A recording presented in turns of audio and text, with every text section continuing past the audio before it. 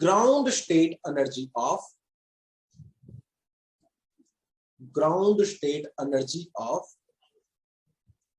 helium atom using, क्या बेटा बताओ जल्दी से, वेरिएशनल प्रिंसिपल।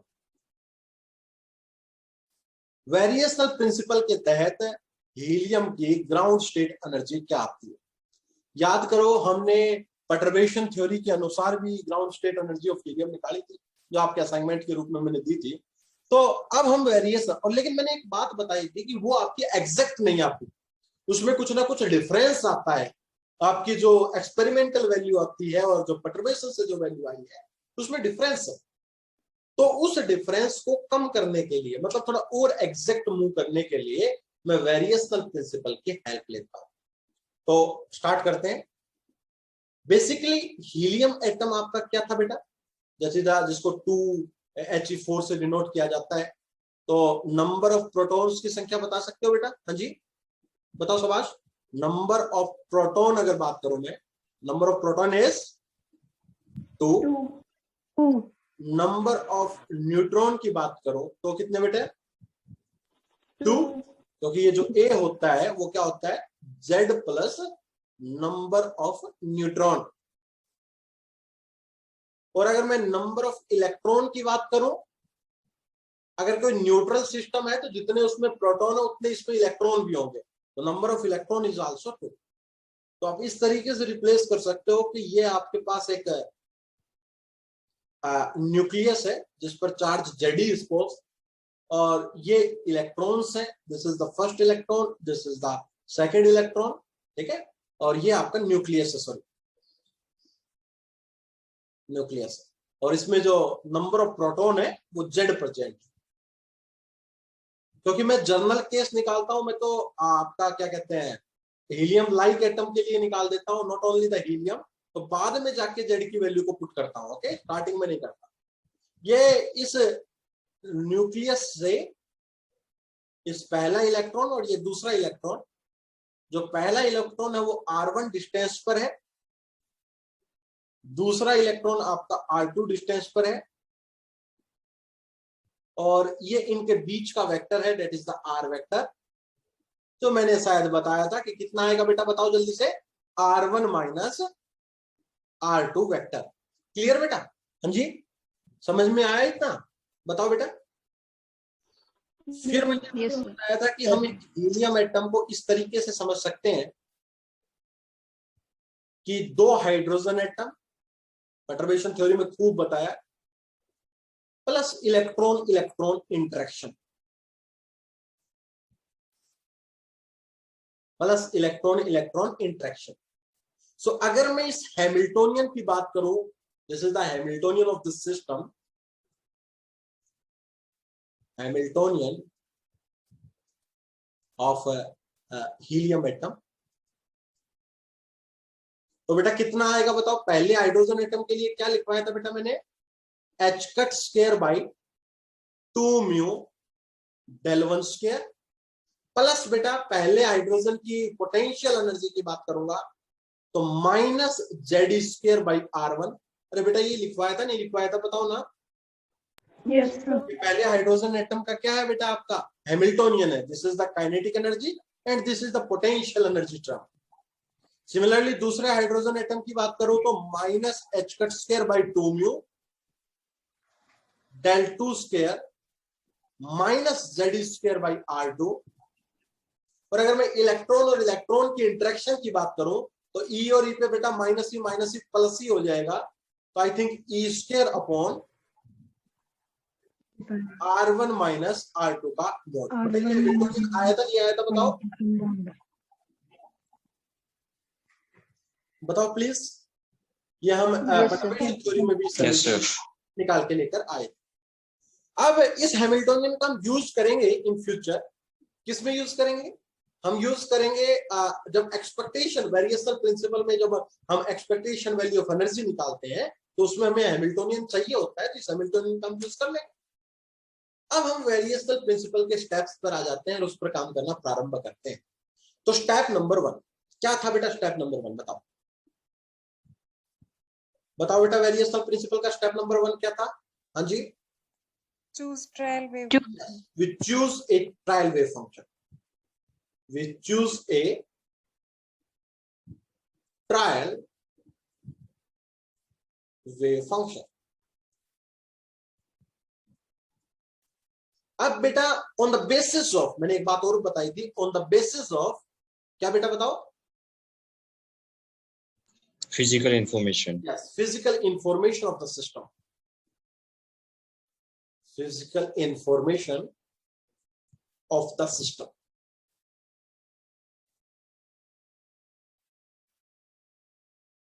नाउ पहली इंफॉर्मेशन तो मेरे पास ये है बेटा, क्या एक हीलियम एटम, जस्ट इंफॉर्मेशन से मैं आइडिया लगा रहा हूं, क्या हमारा एक हीलियम एटम क्या दो हाइड्रोजन एटम जैसा जैसा नहीं है?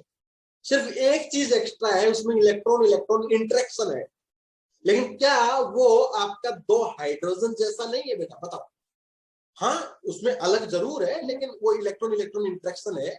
लेकिन ट्रायल वेव फंक्शन में मैंने फिजिकल सिस्टम को देखकर जस्ट प्रेडिक्शंस लेकर एक वेव फंक्शन को मान लेना है। तो मैं ये पहली इंफॉर्मेशन मिलती है मेरे को कि the helium atom is looking like to hydrogen atoms, not the same but looking like, क्योंकि हीलियम में दो प्रोटॉन दो इलेक्ट्रॉन होते हैं और उसमें एक इलेक्ट्रॉन एक प्रोटॉन होता है हाइड्रोजन में, लेकिन हाँ looking like, not the same, उसमें इलेक्ट्रॉन इलेक्ट्रॉन इंटरेक्शन होती है। लेकिन पहली इंफॉर्मेशन मुझे मिली क्या? Helium atom is looking like to hydrogen atom. This implies the trial wave function phi is equal to, मैं क्या मान सकता हूं बेटा? पहले अब देखो हाइड्रोजन एटम का नॉर्मलाइज्ड वेव फंक्शन हमें निकाल चुके हैं। हाइड्रोजन एटम का ग्राउंड स्टेट का वेव फंक्शन आपको पता है क्या होता है बेटा? बताना कोई बच्चा बता सकता है? तो याद है आपको, Z³ upon pi A note cube की पावर हाफ E की power -ZR1 by A note. बताओ बेटा ये था या नहीं था? हाँ जी, क्या हमने इस चीज का यूज किया है या नहीं किया? बताओ please.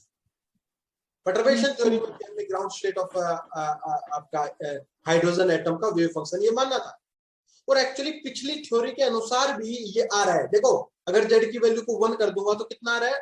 1 upon pi A note cube की पावर हाफ E की power R1 by A note.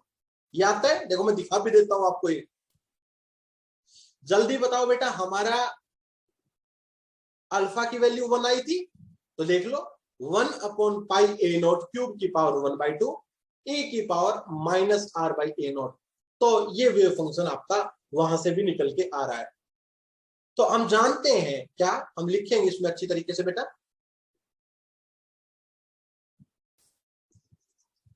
सो मैं कह सकता हूं, मैं लिखवाऊंगा अभी आपको, कि जो ट्रायल वेव फंक्शन होगा looking like to hydrogen atom, वो क्या होगा बेटा? Wave function of first hydrogen atom into the wave function of the second hydrogen function. ये क्या बेटा? Wave function of first hydrogen atom, और सारी बात मैं ग्राउंड स्टेट की कर रहा हूं तो wave function of ground state की बात करेंगे। और phi2 क्या बेटा? वेव फंक्शन ऑफ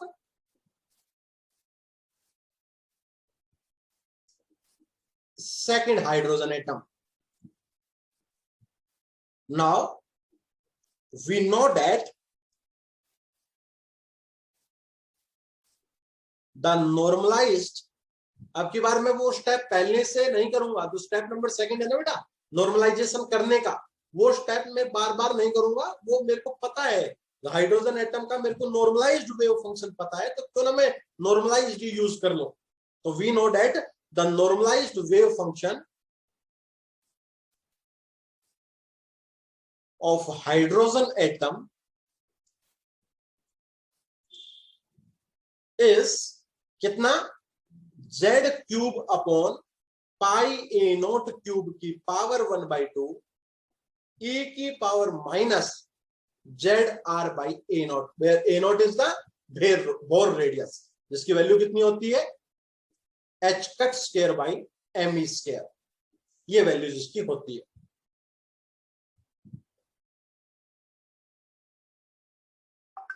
ओके, सो ये यूज करेंगे। अब ये हाइड्रोजन लाइक एटम है, तो जेड की वैल्यू को अगर हम 1 रिप्लेस कर दें तो आपको वो काम भी हो सकता है। बताओ बेटा, अगर इसको हम रख देंगे तो फाई क्या आया मेरा पहले हाइड्रोजन एटम के लिए बेटा, Z cube upon pi A not cube की पावर 1/2 e की पावर, पहले के लिए क्या ले लो बेटा मैं, डिस्टेंस बताओ, r1 बाई ए नॉट, और दूसरा आपका आ गया Z cube upon pi A not cube की पावर हाफ e की power Z r2 by A naught. So finally phi is, और ये नॉर्मलाइज्ड है because we use the normalised wave function of hydrogen atom. तो step number 2 से हम बच गए, क्योंकि हाइड्रोजन एटम का हम इससे पहले वाले क्वेश्चन में भी वेव फंक्शन निकाल के लेकर आए, परटर्बेशन थ्योरी में भी हमने हाइड्रोजन एटम का यूज किया था।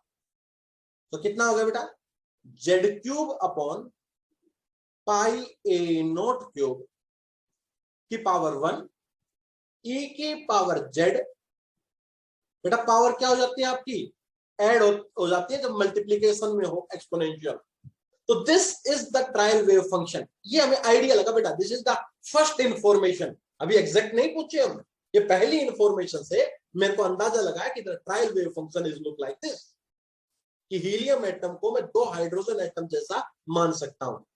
तो हाइड्रोजन एटम का पहले का वेव फंक्शन इनटू दूसरे का वेव फंक्शन, तो आपका इस तरीके से आ जाएगा, but not exactly to hydrogen atom, उसमें इलेक्ट्रॉन इलेक्ट्रॉन इंटरेक्शन भी होती है। इसके कारण क्या होगा बेटा, बेटा यहां तक नोट कर लिया हो तो मैं आगे चलूं, प्लीज बताइए। हाँ जी, ओके। तो बट सेकंड इंफॉर्मेशन इज कि हीलियम एटम में एडिशनल एक चीज होती है, that is the electron electron interaction. क्या, हीलियम एटम हैविंग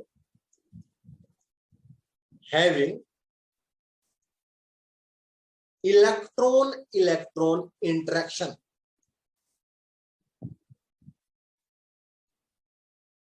इसलिए अब तक मैं क्या मान रहा था बेटा, ये हाइड्रोजन एटम का न्यूक्लियस और ये उसका इलेक्ट्रॉन, ये दूसरा हाइड्रोजन एटम न्यूक्लियस और वो इसका इलेक्ट्रॉन, और ये दोनों बन के क्या बन गया था, हीलियम एटम बन गया था, मैं ये मान रहा था।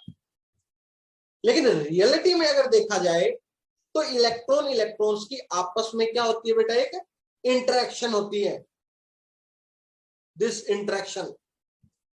साथ में हम ये भी कह सकते हैं कि इस न्यूक्लियस की इलेक्ट्रॉन के साथ भी इंटरेक्शन होती है, मतलब ये एक दूसरे से इंडिपेंडेंट हाइड्रोजन एटम नहीं होते, ये सारी की सारी बेटा इंटरेक्शन इनमें मौजूद रहती है। हीलियम एटम 2 हाइड्रोजन एटम जैसा नहीं है, हाँ लुक लाइक वैसा दिखता है, but there is one external factor, that is the electron electron interaction. Not only the electron electron interaction, अगर मैं और डीपली बात करूं तो ये पहले वाले हाइड्रोजन एटम का दूसरे वाले इलेक्ट्रॉन के साथ भी इन्फ्लुएंस होता है, दूसरे वाले हाइड्रोजन का पहले वाले इलेक्ट्रॉन के साथ भी इन्फ्लुएंस होता है।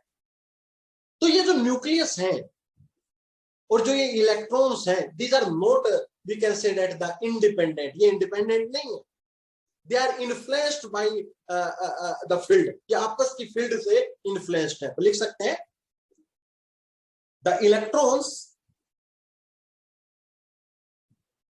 and nucleus are not independent, वो कोई इंडिपेंडेंट नहीं है बेटा, they are influenced with one another, एक दूसरे के साथ बेटा इन्फ्लुएंस में, one another, that's why। अब एक्चुअली ये जो इन्फ्लुएंस वाला फैक्टर है, ये मैं कहां पर लेके आऊं, यही फैक्टर मेरे को निकालना है एक्चुअल में, इसी फैक्टर को मेरे को निकालना है, ये इन्फ्लुएंस वाला जो फैक्टर है, इसी फैक्टर को मेरे को निकाल के लेके आना है। सो मैं क्या करता हूं कि जो न्यूक्लियस है वो क्या नहीं है बेटा, इंडिपेंडेंट नहीं है, तो इनके ऊपर जो जेड है, जेड की वैल्यू जो है, चार्ज है, ये भी आपका इंडिपेंडेंट नहीं है। तो हम कह सकते हैं to find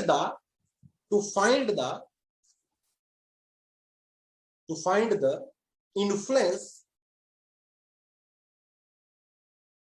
we replace z with z dash। मैं कहता हूं z z नहीं है बेटा, z z dash है। इस z dash फैक्टर के अंदर वो इन्फ्लुएंस आ चुकी है और मेरा मोटिव रह जाएगा लास्ट तक इस z dash की वैल्यू को निकाल दो। once we get this z dash we get the wave function and we get the eigen values। तो जो इन्फ्लुएंस है इंटरेक्शन की, ये इन्फ्लुएंस में कहां पर ले आया बेटा, इस z में ले आया। तो जेड अकेला जेड कब होता, जब अकेला हाइड्रोजन एटम होता, बट ये अकेला हाइड्रोजन एटम नहीं है, ये इंडिपेंडेंट नहीं है, ये दूसरे हाइड्रोजन एटम के साथ इन्फ्लुएंस में है, तब हीलियम एटम बना। हमारी थ्योरी ये कहती है। तो जेड को जेड डैश में रिप्लेस कर देंगे। So the trial wave function जो फाइनली हमने अज्यूम किया वो क्या बना बेटा, जेड को जेड डैश में कर देंगे तो Z dash cube upon pi A not cube की पावर 1 ई की power minus Z dash R1 plus R2 by A not this is our trial wave function. ये आपका ट्रायल वेव फंक्शन मैं अज्यूम करूंगा, मान लूंगा।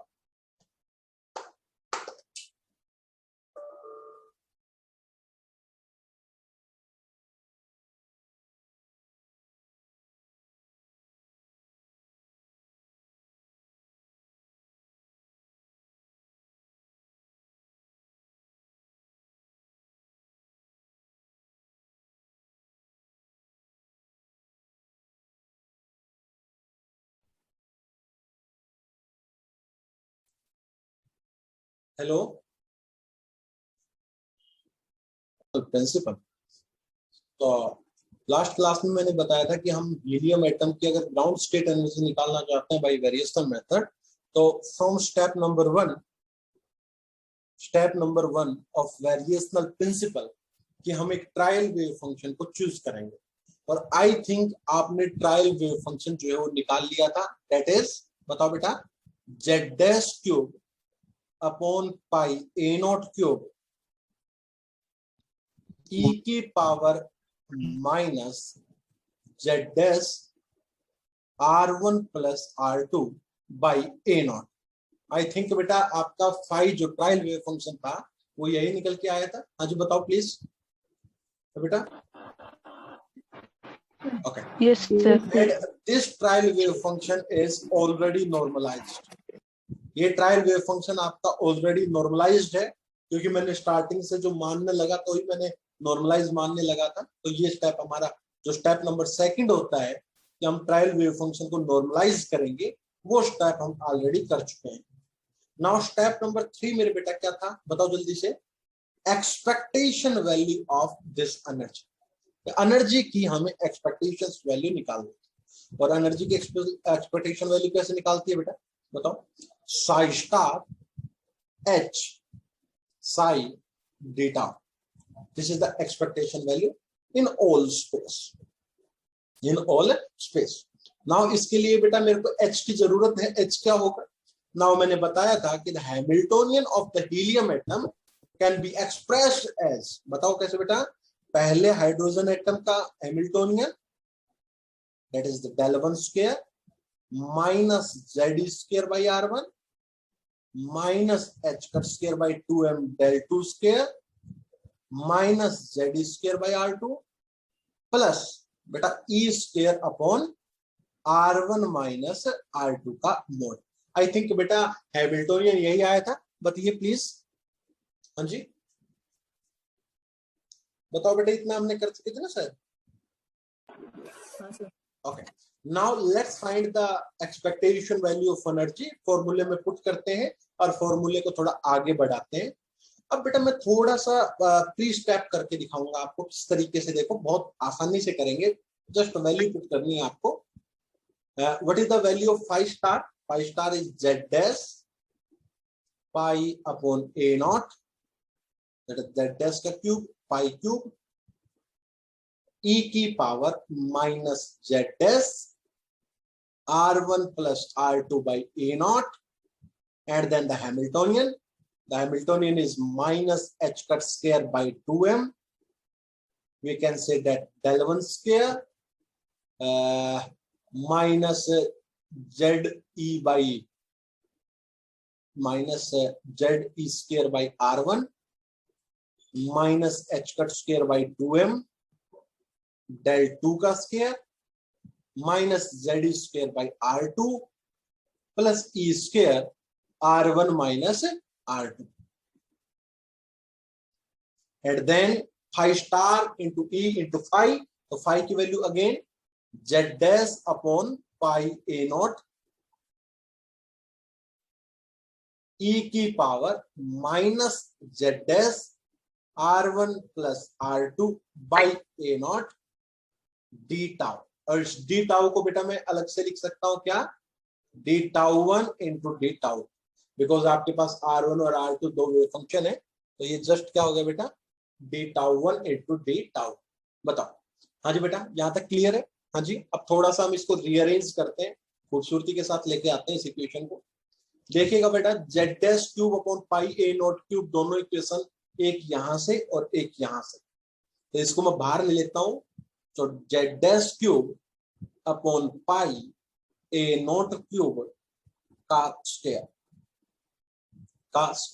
ठीक है। पहली जो टर्म आई मेरे बेटा क्या आई, e की power Z dash r1 plus r2 by A naught into, बेटा अगर इसको थोड़ा सा मैं रीअरेंज करके दिखाऊंगा, अभी क्यों करूंगा रीअरेंज, इसका मतलब आपको अभी समझ में आएगा। Minus Z square by r1 minus H cut square by 2m del 2 square minus Z square by r2 plus E square upon r1 minus r2, और बेटा आगे कितना आएगा, e की power Z dash r1 plus r2 by A not D tau 1 D tau. Now बेटा ये जो Hamiltonian वाला पार्ट है, इसको मैं थोड़ा सा रीअरेंज करूंगा और फिर इसमें पुट करूंगा। तो रीअरेंज कैसे कर रहा हूं, पहले ये देखना, minus H cut square by 2m del 1 square, okay, minus Z E square upon r1, okay, minus H cut square by 2m del 2 square, okay, कोई दिक्कत नहीं है, minus Z square by r2, okay, plus E square upon r1 minus r, ये है हमारे पास। इस equation में मैं plus Z dash E square by r1 को ऐड कर देता हूं, Z dash E square by r1 को मैं सब्ट्रैक्ट कर देता हूं। कर सकते हैं ना बेटा, एक चीज को सब्ट्रैक्ट और ऐड कर दे, कोई फर्क नहीं पड़ेगा। सिमिलरली जेड डैश ई स्क्वायर अपॉन r2 को मैं कर लेता हूं, और Z dash E square r2 को मैं कर लेता हूं। तो मैंने क्या किया बेटा, जेड डैश ई स्क्वायर अपॉन r1 को प्लस किया और माइनस किया, कोई फर्क नहीं पड़ेगा। Similarly Z dash E square by r2 को मैंने प्लस किया माइनस किया, कोई फर्क नहीं पड़ेगा। क्लियर? बताओ बेटा, ये हैमिल्टोनियन के साथ मैं थोड़ा खेल खेल रहा हूं। नाउ उसके बाद क्या हुआ बेटा, इतना करने के पश्चात क्या हुआ देखना जरा, minus H cut square by 2m del 1 square minus, थोड़ा रीअरेंज करता हूं बेटा मेरे को। हाँ जी बोलो बेटा, बोलो प्लीज। ये एच का मास है। हाँ बेटा, नहीं ये उसका नंबर है, जेड डैश जो है, हाँ हाँ जेड डैश जो है, ये मैंने बताया ना, मैं जेड को जेड डैश वो जेड रिप्लेस करता हूं, इक्वल नहीं है। Z is not equal to exactly Z dash. Z dash यार मैंने यही तो कल बताया था कि जो ट्रायल वेव फंक्शन मैंने माना, मैंने बताया था कि हीलियम एटम का ट्रायल वेव फंक्शन में दो हाइड्रोजन एटम जैसा मान सकता हूं, लेकिन उसमें एक फर्क होगा। दो हाइड्रोजन एटम में तो कोई इलेक्ट्रॉन इलेक्ट्रॉन इंटरेक्शन नहीं होती, लेकिन रियलिटी में अगर हम हीलियम एटम की बात करें तो इलेक्ट्रॉन इलेक्ट्रॉन इंटरेक्शन अवश्य होती है। इसीलिए बेटा जेड को मैंने जेड डैश से रिप्लेस कर दिया था। एक्चुअली इन फ्यूचर में जेड डैश की सर कोई कांस्टेंट लेके चल रहे हैं। हाँ, Z dash is just like a constant. जैसे कि जेड है ना, जेड को मैंने जेड डैश, यार ये मैंने वेव फंक्शन मानना नहीं था कि कल मैंने आपको ये स्टेप करवाया था बेटा, ये मैंने सिखाया नहीं था यहाँ तक कल लास्ट क्लास में। क्या हमने ये फाई नहीं निकाला था क्या? हाँ जी, निकाल लिया सर, निकाल लिया सर।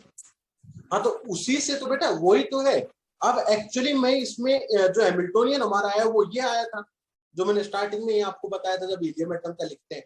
लेकिन फिर मैंने कहा कि मैं कुछ रीअरेंज करना चाहता हूं। अब ये रीअरेंज क्यों करना चाहता हूं उसका मतलब आपको अभी पता लगेगा। अभी आप ये समझे कि क्या आपको ये स्टेप समझ में आ गया कि सेम चीज को ऐड किया है, सेम चीज को सब्ट्रैक्ट किया है, सेम चीज को ऐड किया है, सेम चीज को सब्ट्रैक्ट किया है, कोई ज्यादा फर्क नहीं पड़ेगा।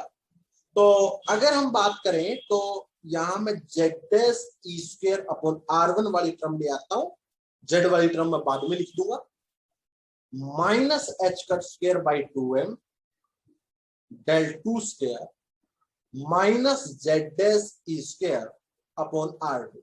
मैं दोनों टर्म में पहले जेड डैश वाली टर्म पहले लेके आ गया हूं, तो बच गया क्या मेरे पास बेटा, जेड डैश ई स्क्वायर अपॉन R1 माइनस आपकी बात Z E square by R1 बच गया है ना बेटा। मैंने इस टर्म की जगह जस्ट क्या लिख दिया, इस टर्म को लिख दिया, और इस टर्म की जगह जस्ट मैंने क्या कर दिया, रिप्लेस कर दिया। उसको पहले लिख दिया, उसको बाद में लिख दिया। सिमिलरली दूसरी साइड अगर देखें तो क्या बनेगा बेटा, जेड डैश ई square upon R2 minus Z ई square upon R2। Just rearrange किया है मैंने। क्यों रीअरेंज किया है उसका मतलब आपको थोड़ी समय में समझ में आएगा। तो ये क्या बन गया बेटा, minus H cut square by 2m del 1 square minus Z dash E square upon R1, इसको ब्रैकेट में रखता हूं ऐसे। दूसरी टर्म क्या है बेटा, minus H cut square by 2m del 2 का square minus Z dash E square by R2। एक दूसरी टर्म बना दी मैंने। एंड एक टर्म बेटा आप शायद भूल गए, ये वाली टर्म हो रहा है, लिखेंगे ना, plus E square upon R1 का मोड माइनस R2 का मोड। ये टर्म तो रहेगी, प्लस ये जो टर्म लिखी है मैंने ई square upon R1 minus R2 का मोड। अगली टर्म क्या आई बेटा इसके अलावा, अब देखिएगा बेटा इस इक्वेशन में ई square by R1 R2 common है बेटा, E square upon R1 R2। तो इसमें क्या इक्वेशन में ये नहीं बन गया बेटा, Z dash minus Z E square by R1। Similarly दूसरी वाली टर्म में भी यही बना होगा, जेड डैश माइनस जेड ई स्क्वायर अपॉन R2। क्लियर? तो ये आपकी बेटा 4 टर्म्स बन चुकी हैं हैमिल्टोनियन के अंदर। इस इंटीग्रल के अंदर ये 4 टर्म्स बन गई। क्लियर? बताओ बेटा यहां तक किसी बच्चे को कोई दो राय हो तो बताओ बेटा। हाँ जी बताओ बेटा, यहां तक किसी को कोई प्रॉब्लम हो तो। मैंने हैमिल्टोनियन को 4 हिस्सों में इस तरीके से लिख दिया, 5 हिस्सों में, 1 2 3 4 5 हिस्सों। ठीक है बेटा, तो अगर मैं इन 5 हिस्सों को अपने पूरी इक्वेशन में सेट करूं, एक बार दोबारा बताना सर। क्या बताऊं दोबारा, ये बताओ क्या बताऊं दोबारा। एक्सक्यूज मी हाँ बोलो सर, जो ये सेकंड जो लाइन आई नहीं, हाँ ये नीचे से सेकंड, ये, हेलो, हाँ ये, हाँ जी सर, इसमें मैंने जस्ट क्या किया है, पहली वाली इक्वेशन में इस चीज को ऐड सब्ट्रैक्ट यहां तक समझ में आ गया। हाँ जी सर। इसके बाद मैंने इस चीज को पहले लिख दिया, इस वाली टर्म को जेड डैश वाली टर्म को पहले लिख दिया, और ये जो जेड वाली टर्म को आगे लिख दिया। बस ये तो काम किया है। इक्वेशन में पहली उस टर्म को इधर ले आया, इस टर्म को इधर ले आया, तो जेड डैश वाली टर्म तो इधर ले आया मैं, और जो जेड वाली टर्म्स हैं वो मैं यहां ले आया। ये काम किया है मैंने बस। उसके बाद ये मैंने एक पूरा हैमिल्टोनियन लिख दिया पूरा। बताओ समझ में आया बेटा। हाँ जी सर। ओके, सो फाइनली आपकी एक बड़ी सी टर्म बनी Z dash cube upon pi A not cube की पावर 2 और इंटीग्रल e की power Z dash r1 plus r2 by A not, और अंदर हैमिल्टोनियन बना है बेटा पहली हैमिल्टोनियन की term minus H cut square by 2m, क्या बेटा पहली बताओ, del one square minus Z dash E square by r1, ये पहली टर्म बनी है। दूसरी minus H cut square by 2m del two square minus Z dash E square upon r2, ये दूसरी टर्म बनी है। तीसरी ई square upon r1 minus r2, ये तीसरी बनी है। उसके बाद plus Z dash minus Z E square by r1, ये next, and Z dash minus Z E square by r2, और लास्ट में e की power minus Z dash r1 plus r2 by A not D tau 1 D tau. देखिएगा क्या आपकी ये term बनी है? हाँ जी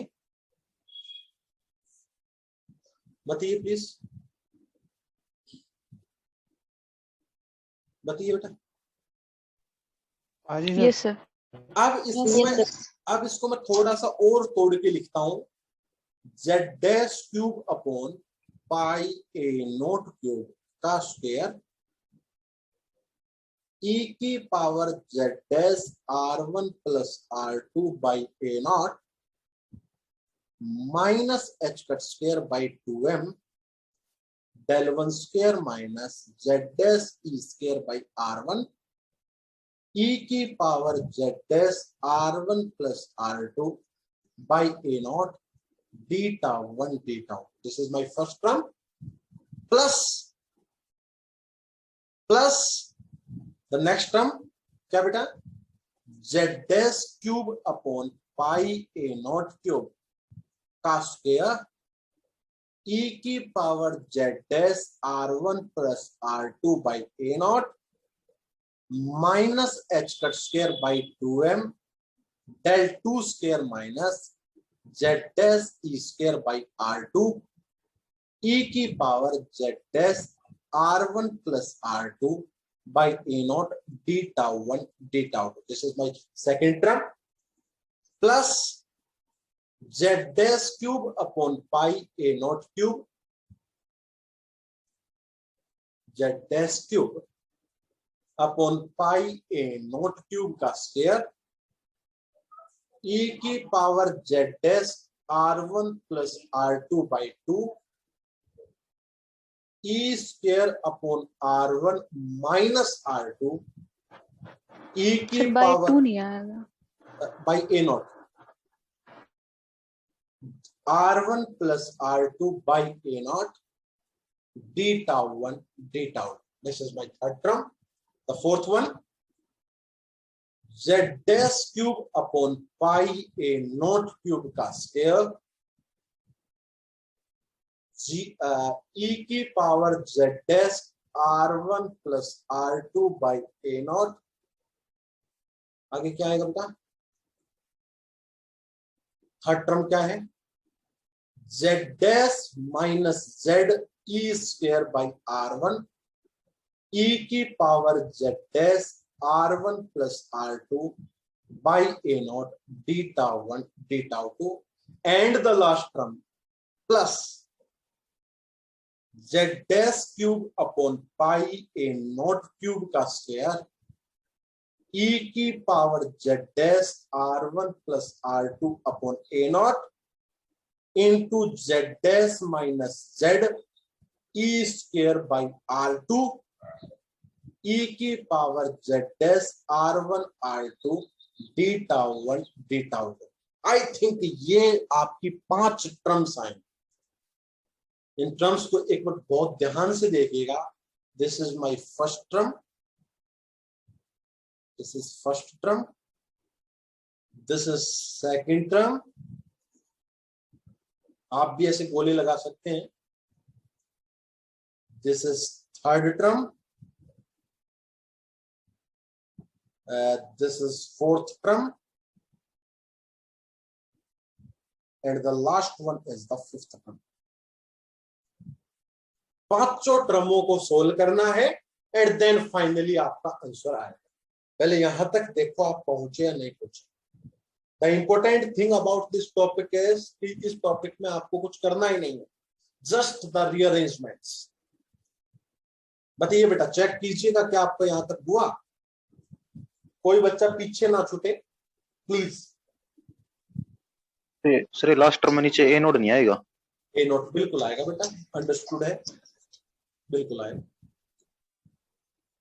अंडरस्टूड है बेटा, आएगा, बिल्कुल आएगा. चले आगे. Sir 1 minute.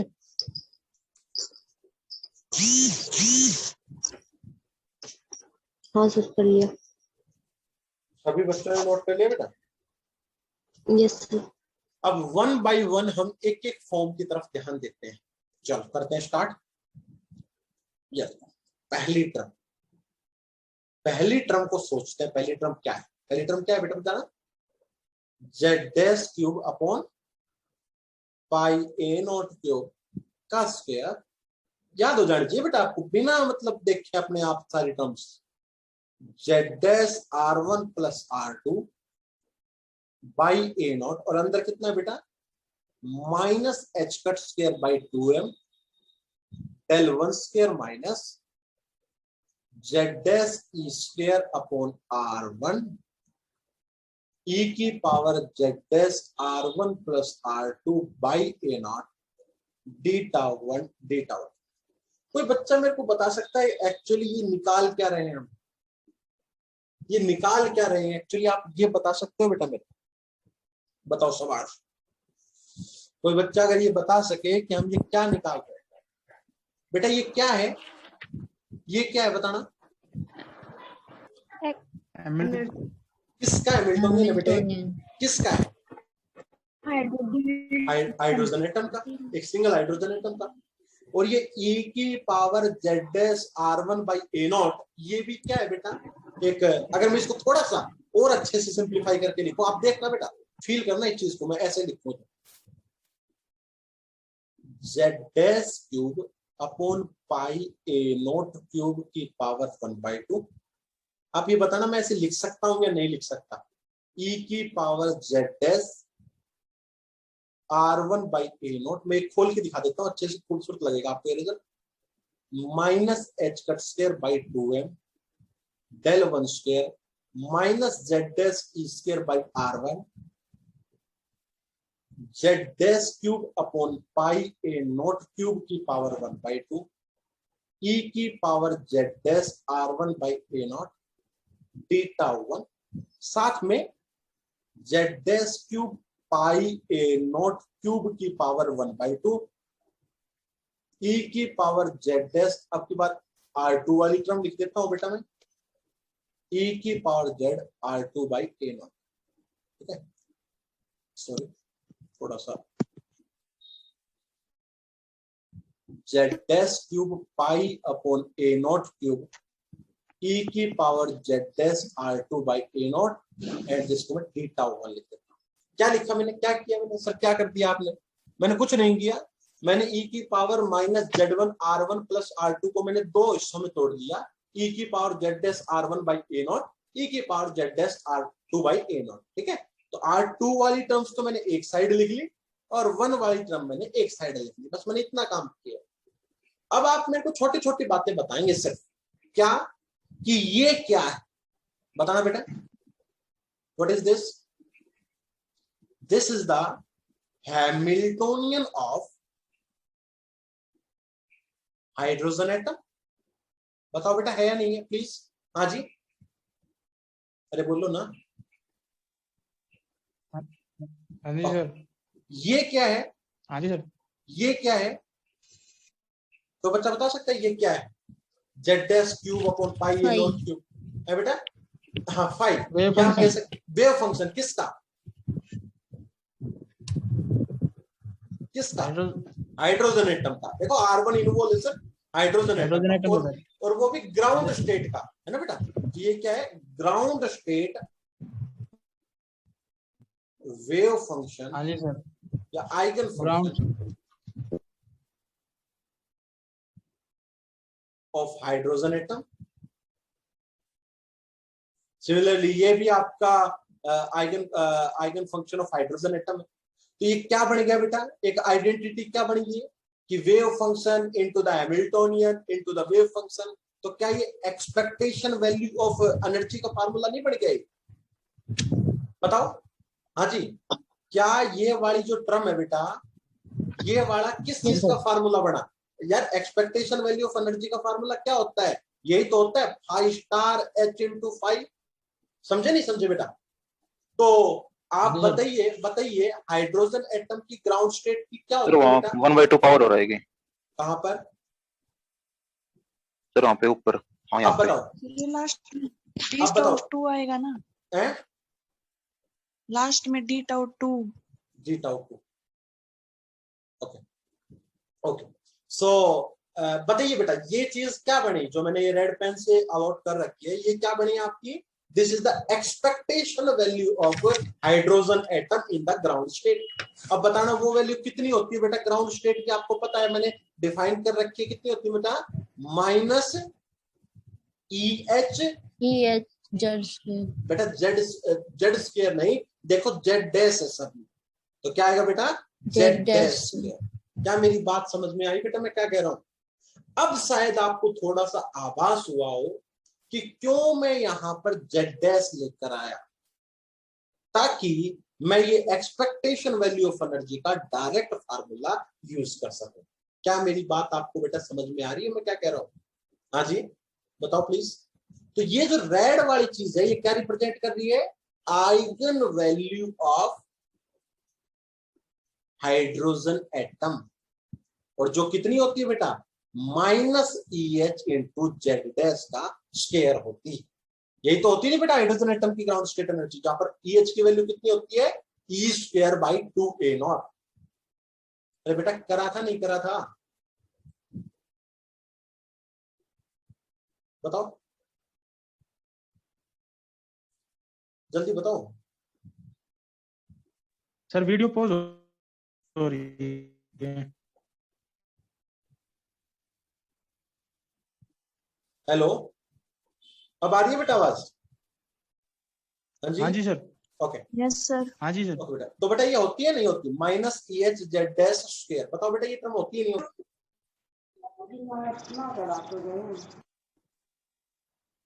बताओ बेटा, यहां तक आपको रिजल्ट समझ में आ गया क्या?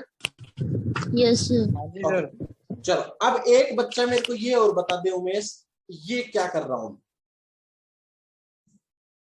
ये क्या है? बताओ, क्या ये कुछ ऐसा नहीं नजर आ रहा तेरे को? 5 स्टार इंटू 5 और ये कौन सी कंडीशन हाँ होती है जी भाई? सर, इसको नॉर्मलाइज कर वो नॉर्मलाइजेशन कंडीशन है ना ये? Normalize- तो ये कंडीशन कौन सी है? नॉर्मलाइजेशन कंडीशन है ना। और हमने जो वेव फंक्शन लिया है ये ऑलरेडी नॉर्मलाइज्ड लिया है, तो क्या इस वैल्यू को मैं 1 नहीं कह हाँ सकता? जी सर, क्या इस वैल्यू को मैं 1 कह नहीं सकते कह हैं सकता? सर, इसका मतलब कह सकते हैं ना। हाँ, इसका मतलब ये पूरा रिजल्ट किसके बराबर आ गया? दिस इज बराबर EH minus into Z Z dash square. बताओ बेटा, क्या पहली टर्म समझ में आई? बताओ प्लीज आगे बताओ। आगे अब हम दूसरी टर्म की तरफ प्रोसीड करते हैं। दूसरी टर्म बेटा सेम ही है, देखना क्या है?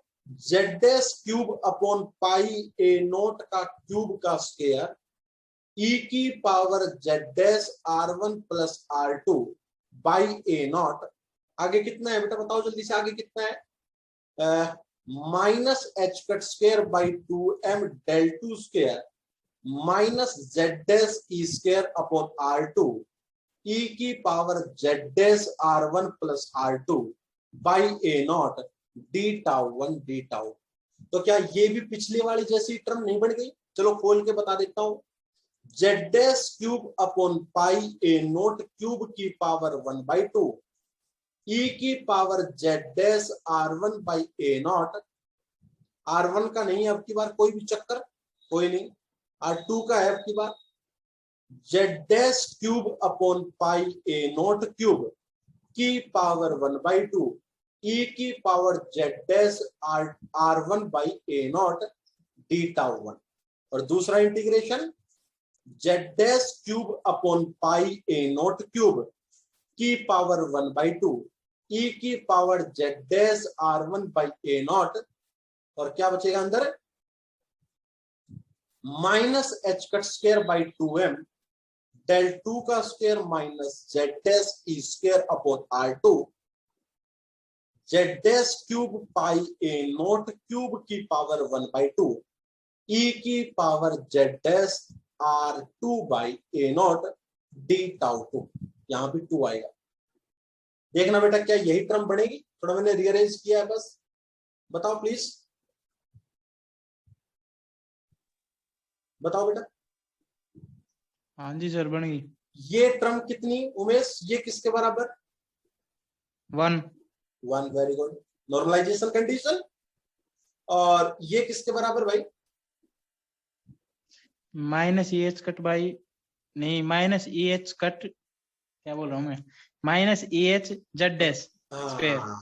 ये किसके बराबर, माइनस ई एच जेड डैश का स्क्वायर, डैश है यहाँ पे, ठीक है, तो जेड डैश का स्क्वायर, तो ये होल टर्म किसके बराबर आ गई, माइनस ई एच जेड डैश स्क्वायर। बताओ बेटा, 2 टर्म हमने बना ली, नहीं बना ली, ये सारे के सारे रिजल्ट्स कहीं ना कहीं हमने निकाल रखे हैं, उन रिजल्ट्स का हम बेहतरीन इस्तेमाल कर रहे हैं। बताओ बेटा, यहाँ तक क्लियर है सभी को, बताओ प्लीज। हाँ जी, Yes, sir. अब हम मूव करते हैं बेटा अपनी थर्ड टर्म की तरफ। ओके, थर्ड टर्म मेरी क्या है बेटा, बताना। थर्ड टर्म होगी बेटा Z dash cube upon pi ए नोट क्यूब का स्क्वायर ई की power Z dash R1 plus R2 by A naught e square upon R1 minus R2 e की power Z dash R1 plus R2 by A not D tau 1 D tau 2। देखना बेटा क्या यही term है, हाँ जी, बताओ बेटा। कोई बच्चा मेरे को इसका रिजल्ट बता दे किसके बराबर आएगी, मैं उसको अभी की और मैंने क्लास में करवाया हुआ है, आप मेरे को रिजल्ट बता के दिखा दो ये वैल्यू किसके बराबर है, और ये वैल्यू हमने कहां निकाली, ये वैल्यू हमने कहीं निकाली थी। अरे भाई परटर्बेशन थ्योरी में मैंने करवाई थी, परटर्बेशन थ्योरी, उसके अंदर देखना ये वैल्यू क्या है, एक बार देखना। परटर्बेशन थ्योरी में phi star H dash I D tau, याद करो E1 निकालते थे, उसमें ये एच डैश यही तो होता था। अरे समझ रहे हो नहीं समझ रहे बेटा,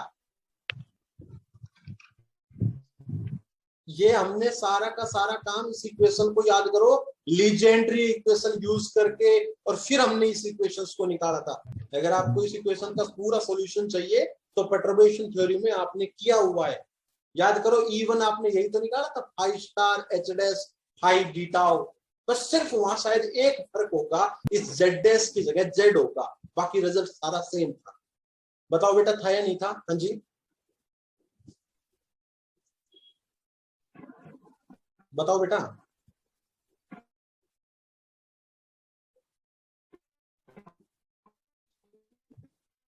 अजय से मैं चाहूंगा वो अनम्यूट करे मेरे को, और किसी की आवाज आ नहीं रही। एक्सक्यूज मी सर, आज बोलो बेटा। 5/4 EH Z dash. Yes, this value is 5/4 EH Z dash. ये वैल्यू मेरे ख्याल से आई थी, याद करो। ये हमने कोई हम डायरेक्ट रिजल्ट यूज नहीं कर रहे, इसका भरपूर हमने सॉल्यूशन किया था लीजेंडर पॉलिनोमियल यूज करके, जर्नेटिंग फंक्शन यूज करके किया था, नहीं किया था बेटा, बताओ प्लीज। हाँ जी sir. This value is 5/4 EH Z dash। तो हम तीन इंटीग्रल्स की वैल्यू निकाल चुके हैं 5 में से। बताओ बेटा पहले की कितनी है, माइनस ई एच माइनस ई h Z square Z dash square. Very good बेटा, मैं दूसरे पेन से लिख देता हूं ताकि थोड़ा सा रिफ्लेक्ट हो। माइनस ई h Z dash Z square. Square दूसरे की बेटा माइनस ई h Z square Z dash square. और तीसरे इंटीग्रल की 5/4 ई एच जेड डैश। अब हमें सोल्व क्या क्या करना है बेटा, बताओ जल्दी से। फोर्थ एंड फिफ्थ, फोर्थ और फिफ्थ का सॉल्यूशन करना है, then we get the result. बताओ बेटा, यहां तक समझ में आ गया? बताओ प्लीज। Yes sir. चलो अब बेटा मैं 1 मिनट के लिए आपको दूसरा लिंक भेज रहा हूं, उसको आप ज्वाइन करें please.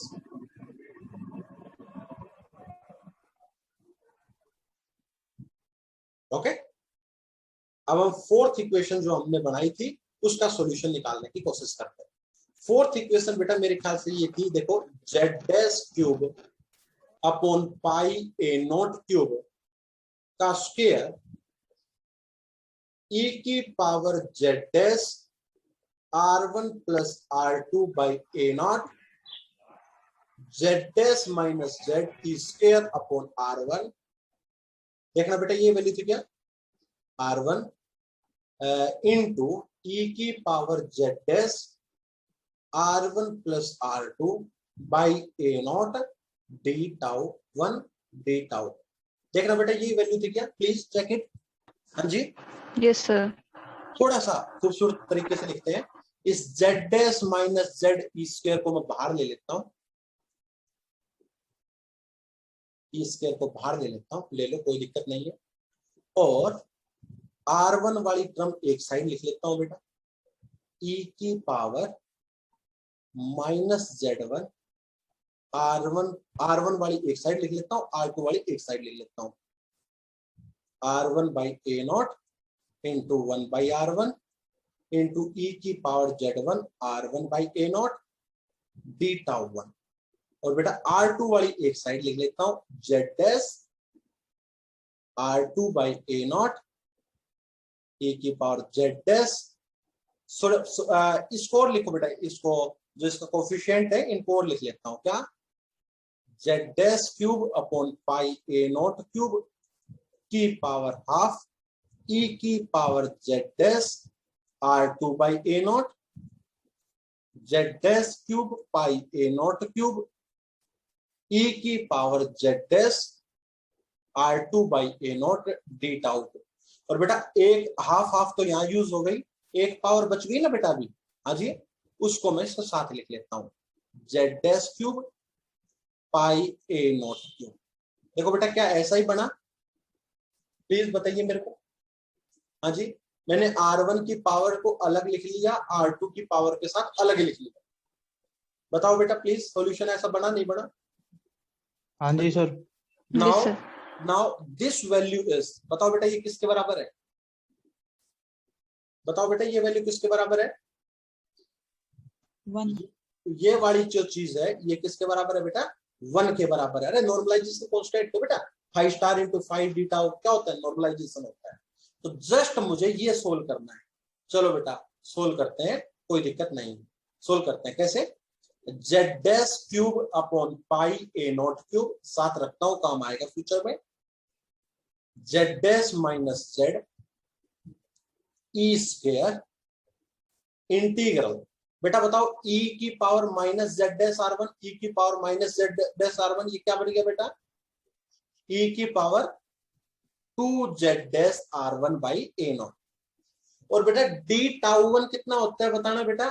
R1 square D R1 sine theta 1 D theta 1 and D phi 1। ऐसे बनेगा ना बेटा, जहां पर लिमिट क्या क्या होगी बताना? R की 0 से इंफिनिटी, थीटा की 0 से पाई और फाई की 0 से 2 पाई। ये काम इतनी जल्दी हम इसलिए कर रहे हैं क्योंकि हमने, हाँ जी बोलो सर। इसमें पावर ओमेगा 2 नहीं आएगी, Z dash cube by pi not cube की पावर कहाँ? बिल्कुल आगे कितनी आएगी पावर? 1/2। क्यों? अरे 2 पावर थी, उसमें से हाफ और हाफ 1 यूज हो ली तो 1 ही तो बची। 2 पावर थी, हाफ और हाफ मैंने यहां यूज कर ली तो यहाँ कितनी बच गई? 1 ही तो बची। ठीक है सर। ओके, नाउ R1 से R1 का एक कैंसिल। बेटा साइन थीटा डी थीटा का इंटीग्रेशन बता सकते हो कितना बढ़ेगा लास्ट में जाके? 2 sir. तो वेरी गुड, काफी बार काम कर चुके। डी फाई का बेटा 2 pi. 2 पाई। ये काम तब कर चुके जब हम पहले स्लो स्लो हो। अब जो पहले नहीं पढ़ा वो बेशक क्लास अटेंड मत करो, उसको कुछ समझ में नहीं आ रहा है। अब देखो आगे की कहानी को स्टार्ट करते हैं बेटा। तो ये वैल्यूज को पुट करता हूं, आगे चलो आगे चलो। सो ये आ गया बेटा Z dash upon pi A not cube. Z dash का क्यूब है ना बेटा, की पावर 1। शायद मैंने क्यूब पिछली बार नहीं लगाया, लगा दिया। Okay, z dash minus Z ई स्क्वायर। और बेटा एक तो 2 आया बाहर और एक कितना आया? 2 पाई आया, है ना। और इंटीग्रेशन क्या बच गया? 0 से इंफिनिटी R1 e की power -2 Z dash R1 by A note D R1। देखो बेटा क्या आपको यहां तक चीजें समझ में आ रही है या नहीं आ रही? मुझे ये बताओ कि यहां तक समझ में आया सिस्टम? बताओ बेटा। हाँ जी सर। Yes sir. इस चीज को सोल्व करें बेटा, इस इंटीग्रेशन को, इसको इंटीग्रेशन को सोल्व करना मुझे आता है। कैसे बताना, कैसे सोल्व करते हैं बेटा किसी इंटीग्रेशन को? R1 को एज इट इज e की power -2 Z dash R1 upon A not आगे नीचे -2 Z dash by A not. Very good, minus R1 का 1 ओके e की power -2 Z dash R1 upon A not upon में -2 Z1 upon A not का square limit 0 से infinity.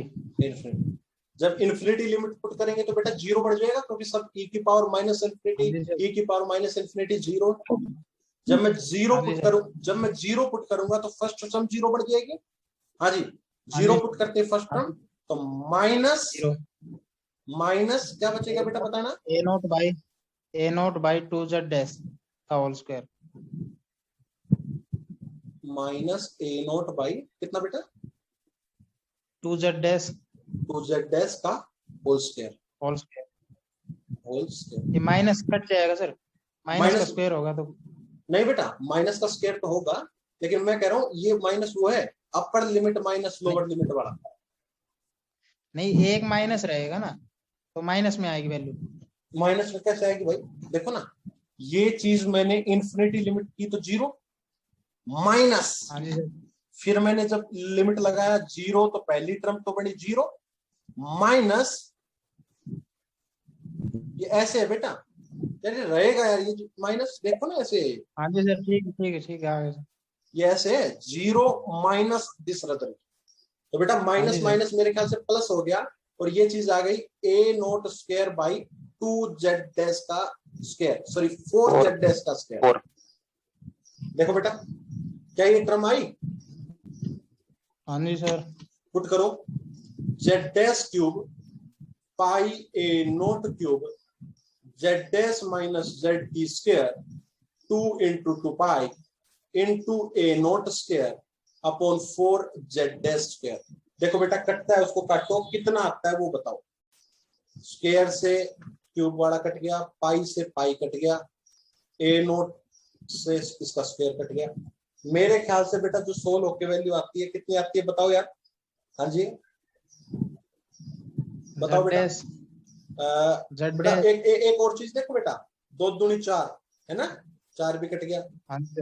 Z dash minus Z ई square upon ए note. देखो बेटा क्या ये value I? Please solve it. ये हम फोर्थ को जब सोल्व करके आए तो मेरे पास ये वैल्यू आई।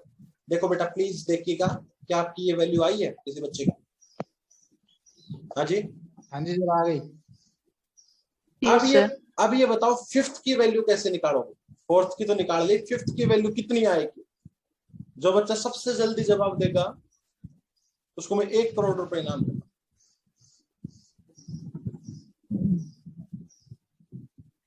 सर स्लाइड पीछे करना। बस रहने दो, आपका टाइम ओवर हो चुका है। ना सर जी, इतना रुपया न कटे दरांगा। नहीं एक्चुअली मेरे सर एक बार पास दोबारा बताओ सर क्या पूछ रहे थे? नहीं, अब तो टाइम ओवर हो गया भाई। हाँ सर तो वीडियो पॉज हो सर गई थी। बता किसने दिया, बता किसने दिया, अभी किसी ने नहीं बताया। किसी ने बताएगा? हाँ सर 1 मिनट का टाइम दो। नहीं, सेम सेम सेम आएगी सर। सेम आएगी। हाँ सेम आएगी, वो तो मैंने बता ही दिया। नीचे उसमें सिर्फ क्या है, R2 रहेगा, है ना। अब की बार उसमें नीचे क्या रहेगा बेटा, R2 रहेगा, है ना। सेम वैल्यू आएगी। आप कल करवाऊंगा, कल की क्लास में करवाऊंगा, चिंता मत करो। 5वीं इक्वेशन को और फिर सारों को मर्ज कर देंगे और हमारा सॉल्यूशन आ जाएगा, ठीक है। तो अब सर वेट कर रहे हैं आपका, प्लीज आप जाएं। और thank you so much to join this class. कल मिलते हैं। अटेंडेंस भेजना है। Attendance attendance attendance attendance, right down the Y लिख दो, सिर्फ वाई।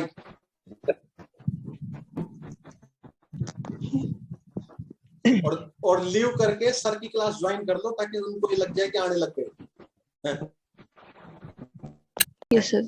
सो मेरा जो इंटीग्रेशन का जो 5th पार्ट था बेटा, उस पूरे इंटीग्रेशन का जो 5th पार्ट था वो क्या था? कोई बच्चा बता सकता है कितना आया था? z' अपॉन पाई a0³ का स्क्वायर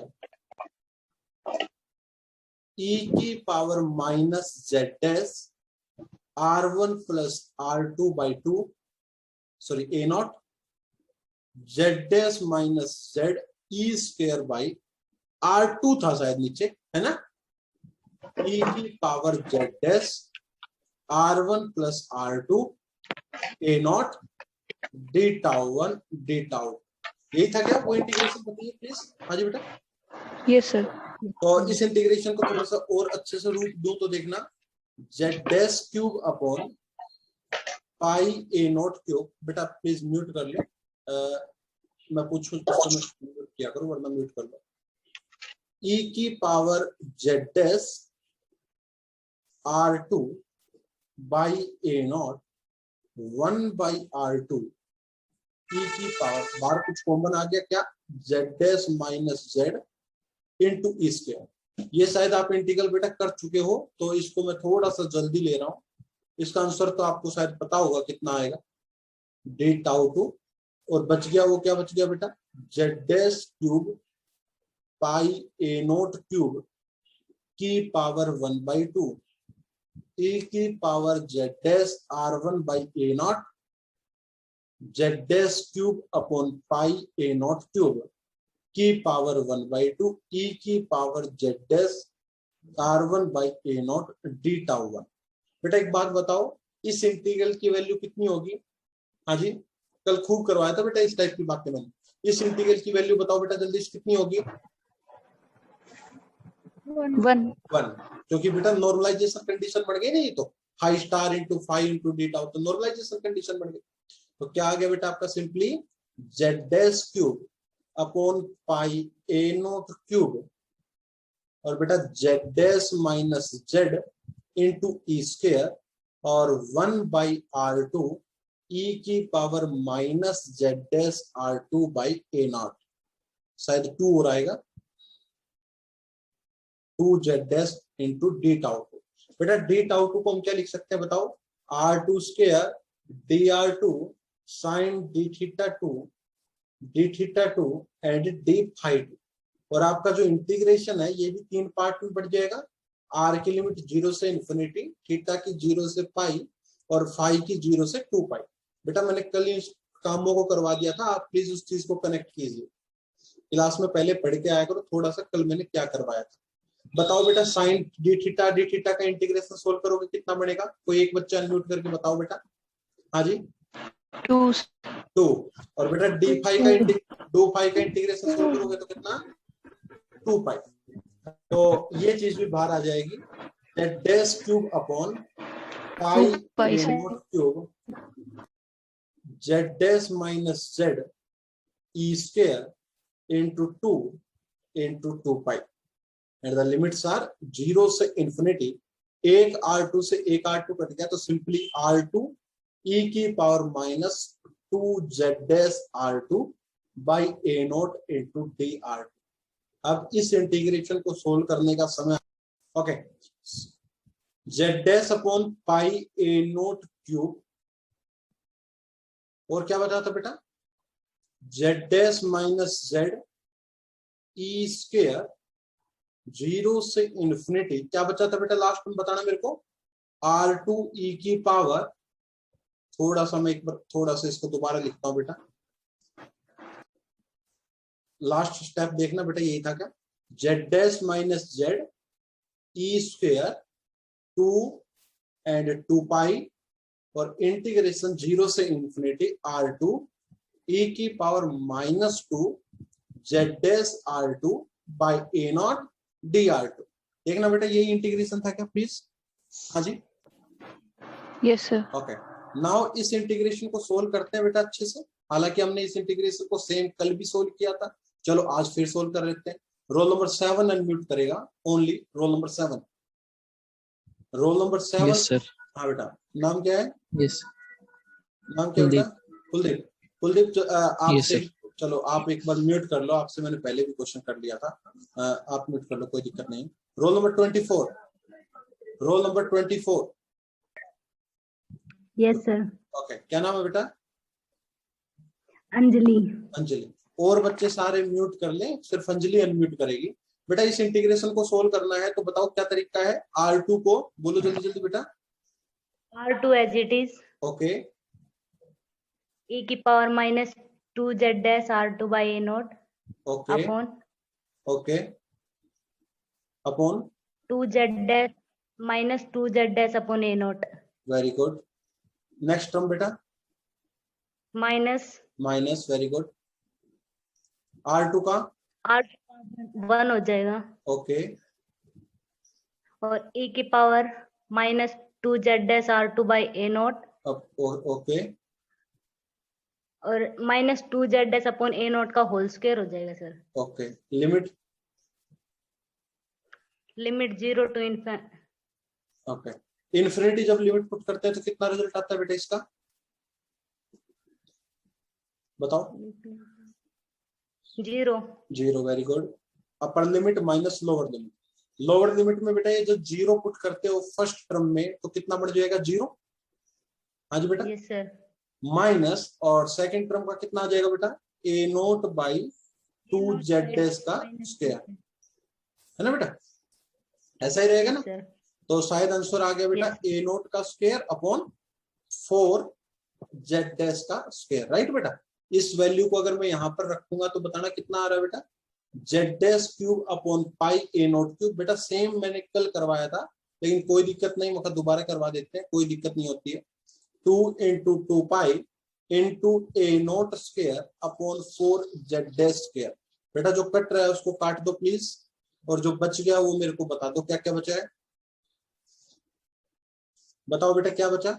मेरे ख्याल से जेड डैश माइनस जेड, और बेटा एक जेड डैश भी है, और नीचे मेरे ख्याल से बेटा ई स्क्वायर भी है शायद ऊपर, है ना?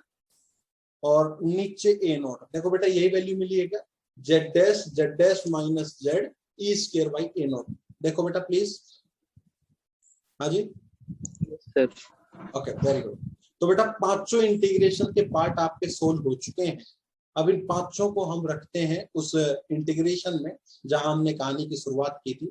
तो मैंने आपको बताया था कि जो एक्सपेक्टेशन वैल्यू का जो एक्सप्रेशन आया था, बताओ बेटा पूरे इंटीग्रेशन के बाहर था कुछ, या पांचों इंटीग्रेशन थे जस्ट बेटा? बताओ। जस्ट इंटीग्रेशन थे ओके, सर। पहला पार्ट प्लस दूसरा पार्ट प्लस तीसरा पार्ट प्लस चौथा पार्ट प्लस पांचवा पार्ट। जल्दी जल्दी बताओ बेटा पहला पार्ट कितना था? हाँ जी, minus Z dash square e h, यही था क्या पहला पार्ट? बताओ। Yes sir. दूसरा पार्ट था minus Z dash square e h, यही होगा स्क्वायर ई एच। तीसरा था बेटा 5/4 z dash e h, Z dash square e H. Square आएगा? नहीं आएगा, स्क्वायर नहीं आता होगा शायद, नहीं आएगा सर। हाँ स्क्वायर नहीं आएगा। एंड फोर्थ पार्ट था बेटा Z dash minus Z E square by A not, ये है क्या बेटा? हाँ जी यस सर। और फिफ्थ पार्ट भी बेटा यही होगा मेरे ख्याल से same, Z dash minus Z E square by A not. देखो बेटा प्लीज चेक इट। हाँ जी बताओ बेटा। Yes sir. तो कितना हो गया ये बताना, थोड़ा सा अच्छे से सोल्व करते बेटा।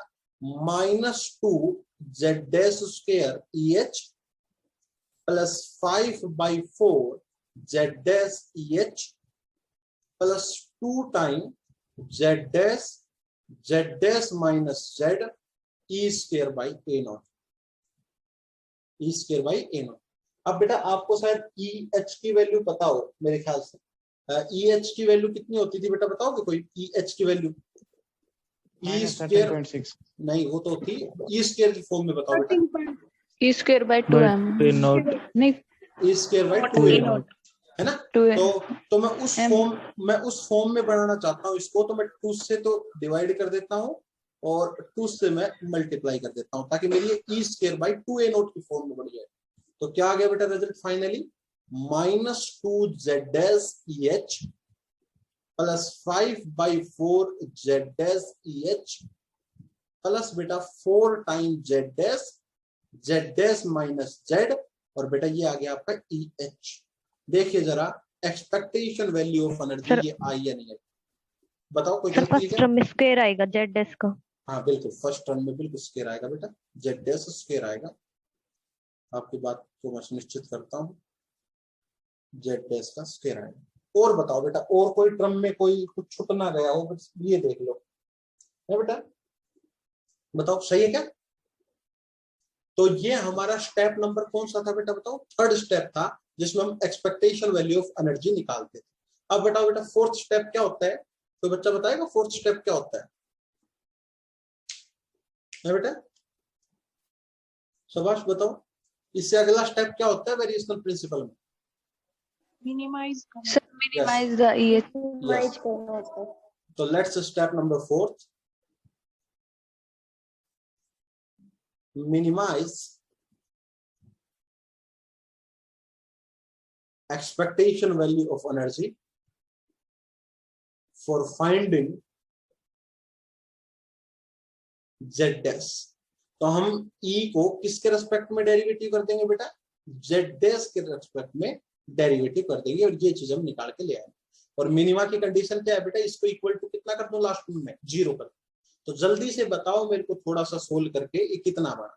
तो करली बाई करली z', और बेटा E कितनी वैल्यू आई थी? -2 z' स्क्वायर EH कितना था second term, plus 5/4 z' EH plus 4 time z' minus z, यही था ना बेटा, z' minus z into EH। इसका डेरिवेटिव करेंगे। तो बताओ कोई एक बच्चा अनम्यूट करके बताएगा, कोई एक बच्चा, मैं कहता हूँ roll number 22, roll number 22 unmute करो बेटा। Yes sir. बताओ बेटा पहली टर्म का z' के साथ डेरिवेटिव करेंगे कितना आएगा? 2z'। अच्छा 2z' आएगा, टोटली 2z' आ गया इसका? नहीं, टोटल 4 आएगा, -4z'। -4 z' EH, right. अगली टर्म का बताना बेटा। Plus 5/4 EH। Very good. अगली टर्म का बेटा, अब देखो ये u इंटू वी कर लो बेटा, है ना। पहली टर्म एज इट इज, या इसको सिंपली इसको इस तरीके से लिख लो। इस चीज को हम कैसे लिख सकते हैं? z' का square minus z into z'। तो पहली टर्म तो क्या आ जाएगी बेटा बताओ जल्दी से? 2z', और दूसरी में सिर्फ बेटा z, है ना, है ना, into EH is equal to कितना कर दो बेटा मिनिमा के लिए? 0, राइट। Yes sir. अब देखो बेटा जो चीज कॉमन है सारी इक्वेशन में, EH आपको कॉमन दिख रहा होगा। तो EH को अगर मैं कॉमन ले डालूं, आप म्यूट कर लो बेटा, अभी म्यूट कर लो प्लीज। EH को अगर कॉमन ले डालो पूरी में से, तो क्या बच गया? 4z' plus 5/4 plus 8z' minus 4 is equal to 0। Now ये इक्वेशन 0 कब हो सकती है? आइदर EH 0 हो, 4z आएगा, सर 4z भी आएगा, 4z भी आएगा। Z आएगा। ओके, अब ठीक है। अब सर ठीक हो ई गया। स्क्वायर भी तो आएगा लास्ट में, कहाँ लास्ट में? उस EH की लास्ट जगह वाली टर्म में। नहीं आएगा, आप देखो प्लीज। अच्छा अच्छा हो गया हाँ होगा सर। हाँ, अब जो है ये इक्वेशन जीरो कब होगी, either this thing is zero और either this thing is zero. लेकिन बेटा EH तो जीरो हो नहीं सकता, ग्राउंड स्टेट एनर्जी जीरो थोड़ी हो जाएगी। इसका मतलब ये जो चीज है ये वाली -4z plus 5/4 plus 8z -4z is equal to 0। इसका जीरो होने का मतलब क्या है बेटा, देखो -4z और प्लस 8z कितना बचेगा बेटा, 4hz plus 5/4 -4z is equal to 0।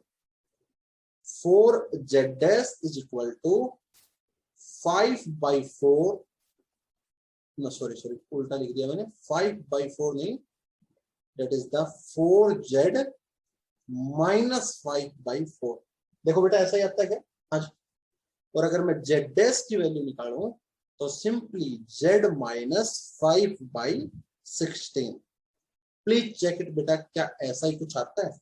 हाँ जी बताओ, क्या z डैश Yes, sir. 5 अपॉन आया आपको बेटा? Please check it. Yes. Okay, अगर इतना आ चुका बेटा तो हम थोड़ा सा इसको और आगे बढ़ाते हैं अपने कॉन्सेप्ट को। तो z डैश आपका आ गया z -5/4। अब जानते हो for helium atom sir 5/16।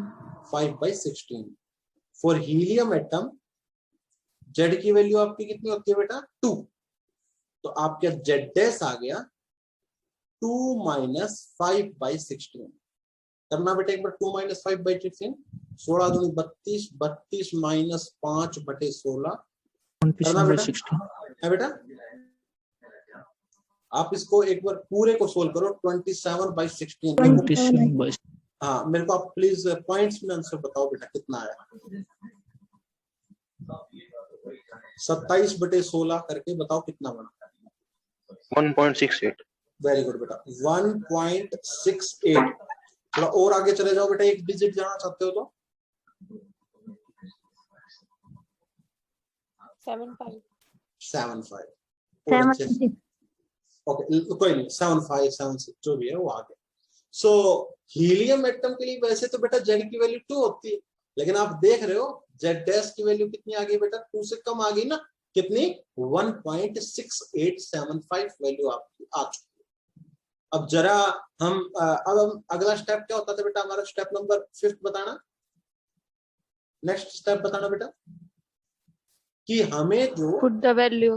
Yes E के अंदर बेटा हम z डैश की वैल्यू को पुट कर देंगे तो वो हमारी क्या आ जाएगी बेटा, E ग्राउंड स्टेट आ जाएगी,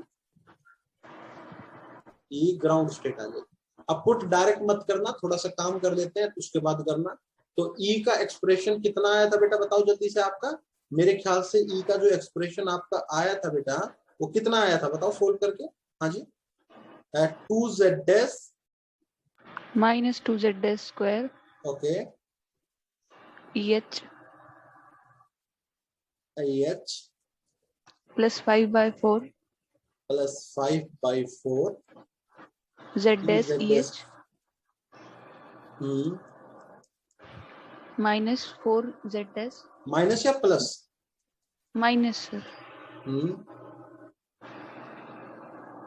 4 z dash मल्टीप्लाई माइनस नहीं प्लस है पहली बात तो, प्लस प्लस प्लस है 4 sir z dash minus z into EH, ये होगा ना EH। बेटा। हाँ ये यस सर। नाउ इस एक्सप्रेशन के अंदर बेटा EH की वैल्यू को बाहर ले लो तो -2 z dash square plus 5/4 z dash plus 4 z dash minus z into मेरे बेटा EH। Now let's put the all these values। कितनी आई बेटा, -2 z डैश का कितना बेटा 1.6875 का whole square plus 5/4 1.6875 plus 4 z dash 1.6875 minus z की वैल्यू कितनी थी बेटा 2 इंटू EH, और EH की वैल्यू आप जानते हो बेटा कितनी होती थी 13.6 और लास्ट में बेटा इलेक्ट्रॉन वोल्ट। तो जब हम इस पूरी इक्वेशन को सोल्व करते हैं, ये स्क्वेयरिंग खोलोगे, मल्टीप्लाई करोगे कैलकुलेटर से, तो this whole thing is equal to, that is the minus 77.45 electron volt. कितनी आती है बेटा? माइनस 77.45 इलेक्ट्रॉन वोल्ट आपकी एनर्जी की वैल्यू आ जाती है, ग्राउंड स्टेट एनर्जी की वैल्यू आ जाती है using the variational principle. Clear बेटा? एक बार देखो, इसको नोट करो अच्छे से।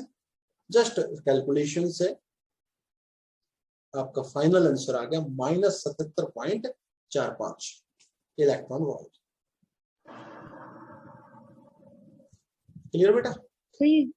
जेड डैश जो एक जगह पुट नहीं किया आपने पुट लास्ट कर लो, टर्म में। पुट कर लो आप, पुट कर लो।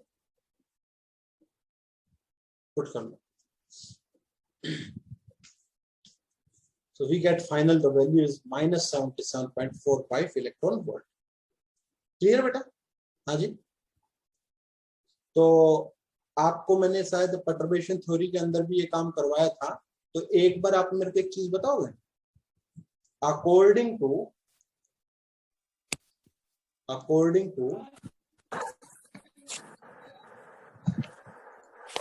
perturbation theory,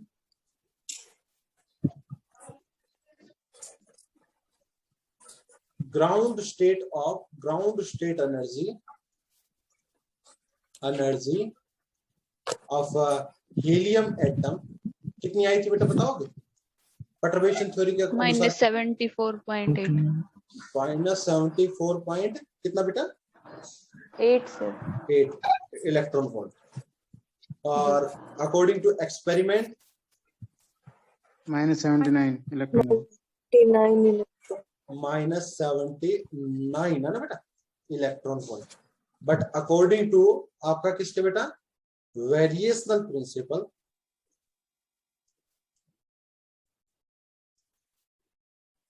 आपकी ये वैल्यू कितनी आ चुकी है? माइनस 77.45। तो बेटा ये वैल्यू आप देख सकते हो, परटर्बेशन में और एक्सपेरिमेंटल में तो काफी डिफरेंस था बेटा। हाँ जी बताओ, 74.8 और 79 लगभग आपका क्या कहते हैं 4 का डिफरेंस था, लेकिन यहाँ पर आप देख सकते हो लगभग आपका 2 इलेक्ट्रॉन वोल्ट का ही डिफरेंस है। समझ रहे नहीं समझ रहे बेटा? इसका मतलब वेरिएशनल प्रिंसिपल जो है वो ज्यादा एग्जैक्ट है as compare to perturbation theory. Clear? मेरी बात समझ रहे हो बेटा?